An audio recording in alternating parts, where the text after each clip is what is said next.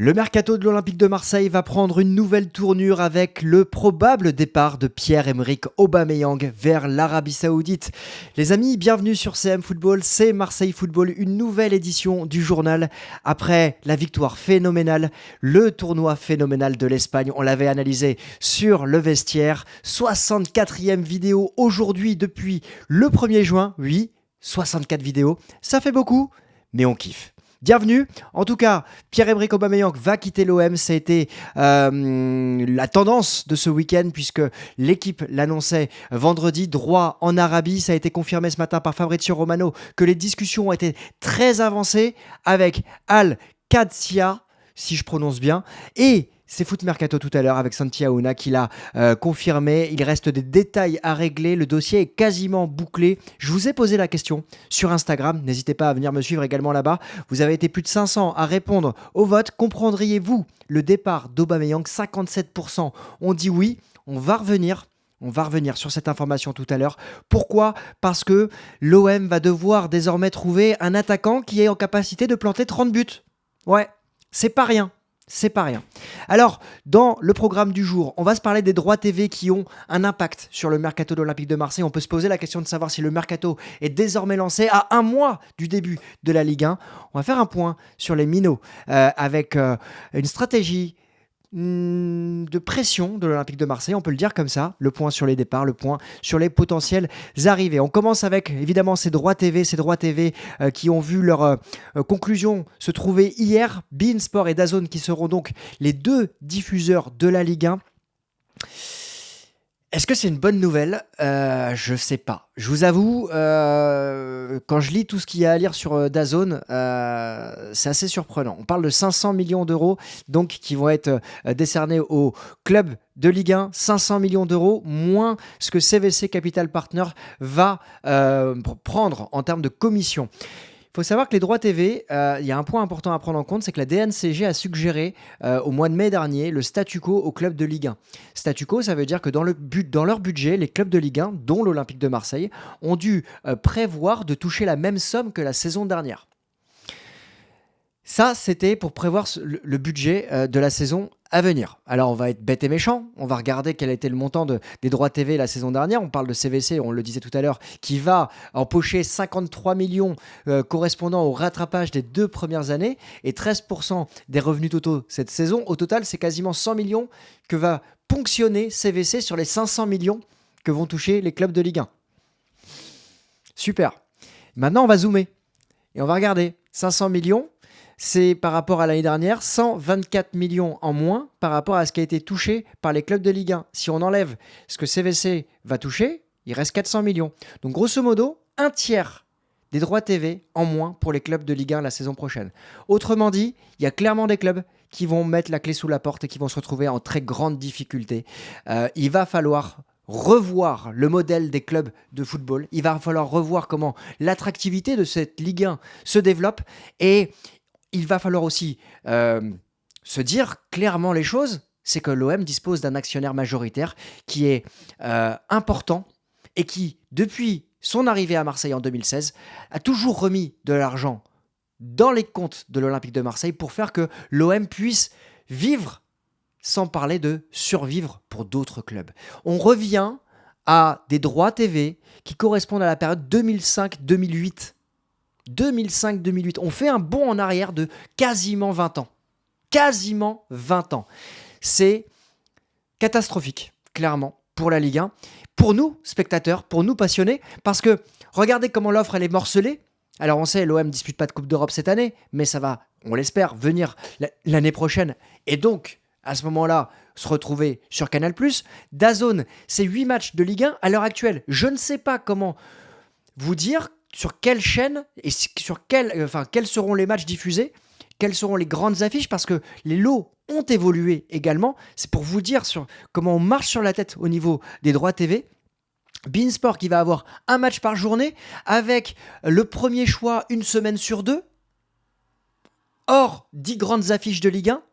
Et donc ce choix qui est complètement morcelé, avec à gauche, vous le voyez, les télés payantes. Et donc il y a l'équipe du soir qui a posé cette question hier, il y a 15 heures. Il va falloir débourser grosso modo 49 € par mois pour avoir la Ligue 1. 49 € par mois. Je vous avoue, aujourd'hui, clairement, j'ai pas les éléments pour vous dire abonnez-vous ou abonnons-nous à DAZN.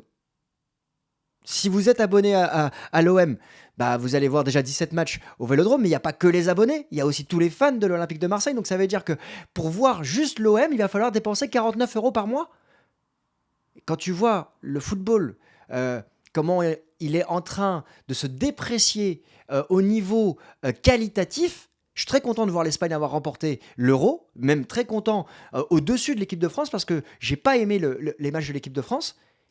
Et de voir que le football gagne avec l'Espagne, c'est beau, mais il y a une Espagne. Toutes les autres équipes ont été en difficulté. Et on n'a pas vécu une campagne de Ligue des Champions exceptionnelle non plus. On n'a pas vécu une Ligue 1 magnifique. Donc payer 49 €, c'est beaucoup d'argent. Et je pense évidemment à cette phrase de notre président Pablo Longoria qu'il a dit en conférence de presse, il y a trop d'IPTV et de piratage en France, ce n'est pas normal. Il a raison dans ce qu'il dit. C'est voler les clubs. Il a raison. Il défend évidemment son club. Il défend la Ligue 1. Mais il va falloir faire quelque chose pour que nous, spectateurs, puissions kiffer et puissions être attirés par le spectacle qui est diffusé à la télévision. Donc, 2 mots pour conclure cette partie sur les droits TV. C'est une chose qui permet de pouvoir débloquer le mercato parce que les clubs vont pouvoir envisager des dépenses. Donc ça, c'est un élément important. Mais attention à ce nouveau morcelage du football français. Il va y avoir de la casse et il va falloir suivre ça. On sera là, ici, sur CM Football, mais également sur le vestiaire pour analyser tout ça. En tout cas, le mercato est lancé. Le mercato est lancé avec aussi, en interne, des discussions autour des minots avec notamment Bacola, Selami et Enzo Sternal qui sont dans le groupe pour justement s'entraîner avec Roberto De Zerbi. Et il y a des mots dans l'article de la Provence aujourd'hui qui sont magnifiques parce que les jeunes, sous couvert d'anonymat pour certains, kiffent ce qui se passe aujourd'hui parce qu'ils apprennent. C'est un shot d'adrénaline et de professionnalisme qui est en train de leur être donné avec Roberto De Zerbi. On apprend dans la Provence que là où certains, et j'imagine que la phrase elle n'est pas lancée de manière, elle est pas anodine, pouvaient regarder et refaire la filmographie de Scorsese ou de David Lynch ou Fincher, là, tout le monde se mange des programmes tactiques avec la circulation du ballon concoctés par le staff de De Zerbi. Et j'imagine quand tu as 16 ans, 17 ans ou 18 ans, même quand on a 25 et que tu es pro, quel kiff de pouvoir se dire là on est en train de grandir. Et donc, dans ce contexte, l'Olympique de Marseille a eu une réunion la semaine dernière avec 3 de ses joueurs et leur a fait clairement comprendre, alors que ce n'était pas un ultimatum, c'est ce qu'on apprend dans la Provence, mais qu'il fallait maintenant prendre une décision puisque ce sont des joueurs qui ont soit un contrat pro, soit un contrat de formation qui peut évoluer en contrat pro et il va falloir prendre une décision sans quoi ces jeunes vont être amenés à 1 an de la fin de leur contrat à retourner du côté des U19 avec Christian Braconi et évidemment Christian Braconi qui avait remporté la coupe Gambardella. D'autres comme Gaël Lafont ont déjà signé pro, donc c'est plutôt verrouillé de leur côté, mais il y a une volonté de la part du club ici de voir quelle est la personnalité de ces joueurs. L'OM ne veut pas surpayer et veut aussi que l'attribut local, la volonté réelle de jouer pour l'Olympique de Marseille, pour jouer pour le maillot de l'OM, quand on discute entre que supporters, on se dit tous, si on avait pu avoir la chance de jouer pour l'OM, on aurait signé directement. Cette phrase, elle est lourde de sens. On a des minots aujourd'hui qui ont la capacité de pouvoir signer pro. Et moi, j'ai pas d'informations, encore une fois. Tout ce que je dis n'engage que moi à travers ce que je peux lire dans la presse. Mais c'est vrai que ce qui est pointé du doigt quand on lit les articles, c'est parfois l'entourage. Et l'Olympique de Marseille souhaite mettre les jeunes face à leurs responsabilités, à leur personnalité, de se dire j'ai envie de jouer pour l'OM et je vais signer pro. Dites-moi en commentaire comment vous voyez les choses. Est-ce que vous êtes d'accord avec la stratégie de l'Olympique de Marseille? Est-ce que vous la percevez comme ça? Est-ce que pour vous, c'est un ultimatum pour les faire partir? Il y a peu de jeunes qui ont réussi en pro à l'Olympique de Marseille. Il y a une stratégie qui est en train d'évoluer. On avait étudié les minots. Je vous repasserai la vidéo ici il y a quelques semaines. Voir comment ils peuvent évoluer. C'est des étapes, les marches les unes après les autres. En tout cas, l'OM fait confiance, semble faire confiance à ces jeunes et met la pression pour les faire signer. Mais c'est pour, j'imagine, une bonne raison.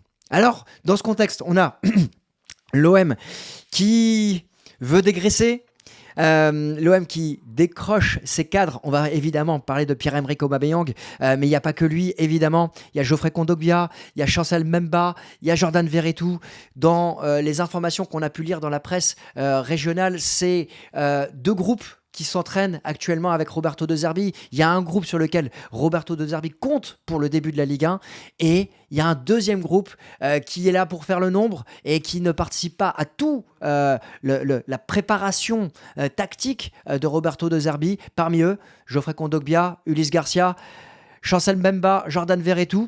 On va voir, on va suivre parce que c'est pas fermé. Pour Chancel Mbemba, moi j'ai une position qui est assez simple. S'il restait un an et avec Sergio Conceição, j'aurais pu comprendre qu'il soit un homme de base de Conceição. Là, on a Roberto De Zerbi qui est arrivé. Si l'Olympique de Marseille, à travers Mehdi Benassia, arrive à trouver un point de chute à Chancel Mbemba du côté de l'Arabie Saoudite qui était venu l'année dernière déjà aux informations, je ne serais pas surpris et ça permettrait de dégager une belle plus-value à un joueur qui a été recruté à 0.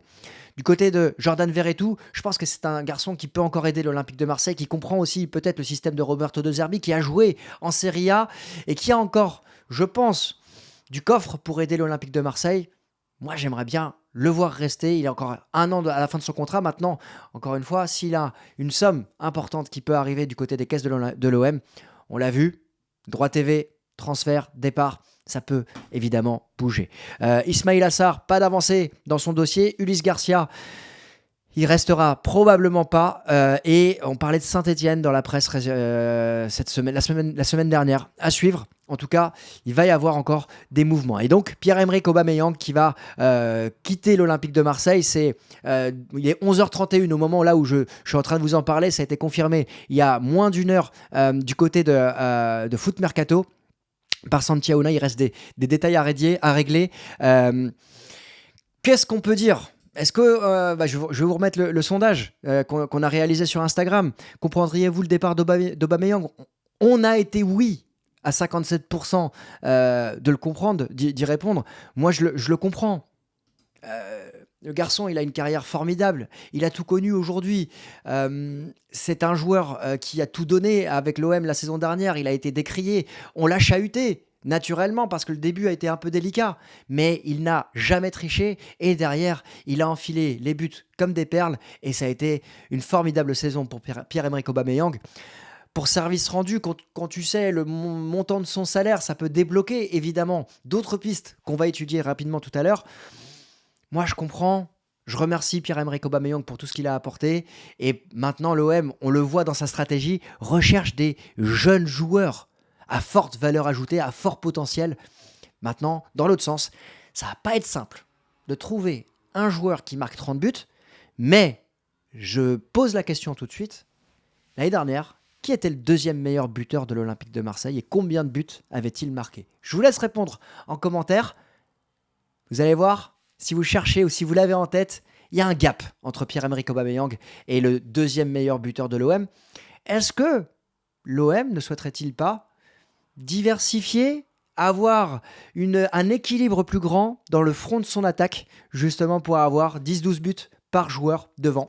C'est peut-être une question à laquelle il faudra réfléchir et se poser dans les prochains jours. En tout cas, l'OM dispose de pistes fiables, visiblement selon Foot Mercato. Il y en a une qui est très avancée, c'est Alexis Sanchez qui demanderait conditionnel 500 000 euros par mois. Pas surprenant par rapport à tout ce qu'il a à apporter encore. Moi, je pense que le dossier Alexis Sanchez, il est intéressant. J'aime pas trop le réchauffer habituellement, mais Alexis Sanchez, je pense qu'il peut apporter en tant que joueur d'expérience, en tant que joueur cadre. Il va pouvoir avoir ses 30 minutes, 30 à 60 minutes par rencontre. Il peut encadrer les jeunes. Il peut justement apporter ce dynamisme, ce sérieux, ce professionnalisme à cette équipe qui va se rajeunir grandement. On le voit à travers Brassier, on le voit à travers Koné, les deux seuls recrues actuels. Il va falloir voir dans quel état de forme il arrive s'il vient à l'Olympique de Marseille. Mais moi, c'est un oui. On en avait parlé la semaine dernière. On va suivre le dossier. La personne, le média qui a annoncé que Alexis Sanchez était très très proche de signer à l'Olympique de Marseille, et le même média qui a parlé d'une confirmation concernant l'international argentin qui vient de disputer la Copa América, À suivre, on sera là, en tout cas, peut-être en fin de journée pour une deuxième vidéo, qui sait, j'ai l'impression que ça va s'accélérer. Eddie Nketiah qui est donc numéro 9, parce qu'il y a des pistes pour remplacer Pierre-Emerick Aubameyang, vous allez le voir, c'est assez polyvalent.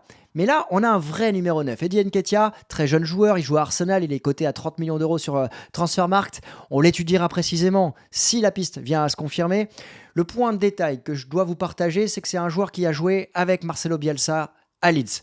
Il n'a pas passé beaucoup de temps avec lui, il n'a pas marqué beaucoup de buts, je crois qu'il a marqué 5 buts avec Leeds en Championship, mais il a aidé, et quand on sait que Bielsa et De Zerbi apprécient jouer dans un système très énergivore, on peut se dire qu'Nketiah peut être ce numéro 9 qui va peser sur les défenses. Alors on parle d'un petit profil, 1m75, mais très vivace, à voir ce que ça va donner, mais on est plus dans la lignée de ce que recherche Roberto De Zerbi. Vous m'avez dit, Christophe, je comprends pas, tu parles de Pierre-Emerick Aubameyang qui correspond pas à Roberto De Zerbi. Tout le monde à l'OM veut garder Pierre-Emerick Aubameyang, Roberto De Zerbi également. Je pense aussi qu'il y a pas mal de communication autour de ça et il faut le prendre en compte. Mais quand j'ai étudié Roberto De Zerbi sur sa saison dernière, notamment avec Brighton, João Pedro, c'est pas le même style de jeu et on a besoin du côté de De Zerbi des joueurs qui soient vivaces sur les côtés et qui pèsent physiquement sur la défense. Donc Nketiah, ça me surprend pour le moment, à suivre. On sait que les relations entre l'OM et Arsenal sont plutôt bonnes. On se rappelle de Nuno Tavares, on se rappelle également de Matteo Guendouzi, entre autres, qui avait fait le trajet entre Londres et l'OM. Dites-moi en commentaire ce que vous pensez d'Nketiah. Je vous avais fait un sondage, je vous partagerai le retour la prochaine fois s'il vient à signer. Mason Greenwood doit donner son accord aujourd'hui, ou sa réponse plutôt. Aujourd'hui, on a étudié déjà le dossier dans tous les sens. Naples s'est peut-être renseigné en fin de semaine dernière, il devait vendre un joueur avant de signer, de se renseigner plus précisément sur Mason Greenwood. On va suivre ça. On a étudié le joueur, le sportif, l'extra sportif, pas besoin d'y revenir si vous voulez les vidéos. Elles sont sur la chaîne, mais en tout cas, on sera attentif pour ce joueur polyvalent qui peut jouer principalement à droite, mais également en tant que numéro 9 et qui est ambidextre. Simon Adingra, c'est la piste de vendredi dernier, le joueur champion d'Afrique des Nations avec la Côte d'Ivoire, le joueur de Roberto De Zerbi également. Ouais, Simon Adingra, beau profil, risqué, jeune joueur, mais très vivace, qui connaît le système De Zerbi, qui a progressé avec Roberto De Zerbi. Il a quasiment été titulaire toute la saison dernière, hormis évidemment lors de la Coupe d'Afrique des Nations. Jeune pépite, on va pas s'enflammer, mais joueur qui a marqué la Coupe d'Afrique des Nations parce qu'il a été décisif en demi-finale, en marquant, en finale, en étant double passeur décisif. Joueur qui peut jouer à droite, qui peut jouer à gauche. Voilà, on va pas s'enflammer parce que on a évidemment la jurisprudence Iliman Ndiaye et Ismaïla Assar de la saison dernière. Mais on est un cran au-dessus quand même par rapport à ce joueur qui a connu la Première Ligue toute la saison dernière et qui connaît Roberto De Zerbi. Donc on va suivre évidemment attentivement ce dossier, comme Bergwijn, qui semble ne pas être un dossier prioritaire. C'est la Tribune olympienne qui en parlait justement ce week-end. Bergwijn qui a participé à l'Euro avec les Pays-Bas, qui a été éliminé en demi-finale. Bergwijn qui est du côté de l'Ajax, si je ne me trompe pas, qui est aussi pressenti du côté de l'Arabie Saoudite. Alors est-ce que l'OM est en capacité de lutter avec l'Arabie Saoudite? Je ne sais pas, mais surtout c'est un joueur encore une fois de côté. Donc on a Nketiah pur numéro 9, Alexis Sanchez, je dirais numéro 9 et demi, qui correspond en super sub à ce que pourrait vouloir De Zerbi. Nketiah numéro 9, et après on a des joueurs de couloir. Vous le voyez, quand je vous disais tout à l'heure que l'OM recherche peut-être à minimiser les risques d'avoir un pur numéro 9, c'est peut-être dans ce sens qu'il va falloir comprendre l'attaque de l'Olympique de Marseille la saison prochaine. Et pour terminer cette vidéo, il y a le dossier du gardien de but. On a étudié jeudi dernier Álvaro Valles, le gardien de Las Palmas, qui était tout proche. Les médias locaux annonçaient un accord. Là, Fabrizio Romano a repris l'information de Matteo Moretto du côté de l'Espagne. L'Olympique de Marseille a en target Philippe Jorgensen et Álvaro Valles pour la shortlist du gardien de but. Philippe Jorgensen, c'est le gardien de Villarreal. On va voir aussi comment le dossier avance avec Ismaïla Sarr. Ça peut avoir un impact. Philippe Jorgensen, c'est un jeune gardien. Il a 22 ans. Il est danois. Il n'a pas les mêmes attributs de ce que j'ai pu voir par rapport à Álvaro Valles. C'est pas la même expérience. C'est un gardien en devenir. C'est un gardien qui est bon avec ses pieds, excellent avec ses pieds et dans la relance. Il fait partie des meilleurs gardiens avec ses pieds. Il est peut-être en avance du côté de ce point-là sur Alvaro Valles. En revanche, sur sa ligne, il n'a pas les mêmes attributs. C'est un jeune gardien. Il doit progresser. On va l'étudier si la piste se confirme, évidemment. Mais en tout cas, l'OM a de grands chantiers. A de très grands chantiers à maintenant un mois du début de la Ligue 1. On est le 15 juillet. Ça va s'accélérer, donc n'hésitez pas à vous abonner, à sonner la cloche, parce qu'on va rentrer dans le détail évidemment des futures signatures de l'OM. Mais on peut comprendre qu'il y ait du côté de Roberto De Zerbi une certaine impatience. Alors on va pas trop non plus mettre de pression sur l'OM dans le sens où l'Euro vient de se terminer. Il s'est terminé il y a 12 heures. Donc, si l'Euro vient de se terminer, c'est que d'autres dossiers vont s'accélérer. Jonathan Klaus est parti en vacances après l'Euro qu'il n'a pas disputé avec les Bleus. Ça va accélérer évidemment du côté de son départ.